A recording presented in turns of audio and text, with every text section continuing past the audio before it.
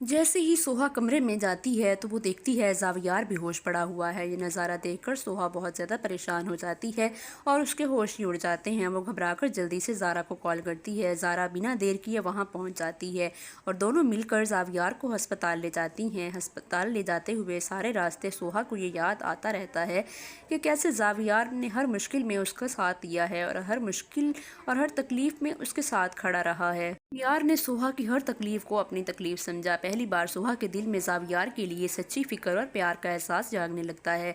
वहीं दूसरी तरफ ज़ारा सोहा को देखकर बहुत ज़्यादा खुश होती है कि और मन ही मन में सोचती है कि आखिरकार सोहा को अपनी मोहब्बत का एहसास हो चुका है। कुछ देर बाद जब ज़ावियार को होश आता है तो सबसे पहले सोहा उसके कमरे में जाती है और उसकी आंखों में आंसू होते हैं। वो ज़ावियार का हाथ पकड़ लेती है और रोते हुए कहती है, ज़ावियार, अगर आज आपको कुछ हो जाता तो मैं कभी भी खुद को माफ़ नहीं कर पाती। राफ़े के बाद मैं आपको कभी भी नहीं खोना चाहती। सोहा की बातें सुनकर ज़ावियार की आंखों में खुशी आ जाती है और वो खुश हो जाता है, उसकी तरफ देखता है और सोहा फिर कहती है, ज़ावियार, आप बहुत अच्छे इंसान हैं, मुझे माफ़ कर दीजिए। मैंने आपकी मोहब्बत की कदर नहीं की, मुझसे बहुत बड़ी गलती हो गई। ज़ावियार प्यार से उसका हाथ थाम कर कहता है, सोहा, मेरे लिए बस यही बात काफ़ी है कि तुम मेरी मोहब्बत का एहसास कर चुकी हो, मुझे और कुछ भी नहीं चाहिए। इतना सुनते ही सोहा ज़ावियार के गले लग जाती है और दोनों के बीच की दूरियां ख़त्म हो जाती हैं। कुछ दिनों बाद ज़ावियार को छुट्टी हो जाती है और वो अस्पताल से घर वापस आ जाता है। अस्पताल से घर वापस आते ही सोहा ये फैसला करती है कि वो ज़ावियार को खुश करेगी और उसकी पसंद का खूबसूरत लिबास पहनती है, खुद को तैयार करती है और मुस्कुराते हुए कमरे से बाहर निकलती है। लेकिन जैसे ही वो बाहर आती है उसके कदम वहीं रुक जाते हैं। उसके सामने किरण खड़ी होती है और किरण आते ही ज़ावियार के गले लग जाती है।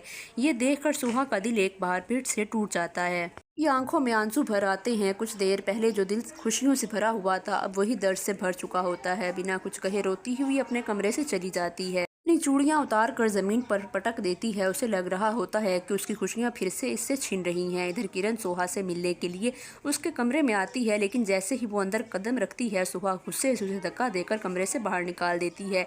वो कहती है कि मुझे अकेला छोड़ दो। यह कहकर सोहा दरवाज़ा बंद कर लेती है और बाहर खड़े हुए ज़ावियार और घर के बाकी सब लोग ये सब देखकर बहुत हैरान रह जाते हैं। किसी को समझ नहीं आ रहा होता कि आखिरकार कुछ ही पलों में ऐसा क्या हो गया है। सोहा का रवैया अचानक कितना बदल गया है। कमरे के अंदर सोहा की आंखों से लगातार आंसू बह रहे होते हैं, जबकि बाहर खड़ा ज़ावियार इसकी हालत देखकर बेचैन हो रहा होता है। अब देखना ये है कि क्या ज़ावियार और सोहा के दरमियान जो दूरियां ख़त्म हो रही हैं क्या वो हमेशा के लिए ख़त्म हो जाएंगी, या एक दफ़ा फिर से किरण के ज़ावियार की ज़िंदगी में आने से इनकी ज़िंदगियों में दोबारा से परेशानियां आना शुरू हो जाएंगी। अगर आपको वीडियोस पसंद आ रही हैं तो चैनल को लाइक, शेयर और कमेंट करें और सब्सक्राइब करना मत भूलें।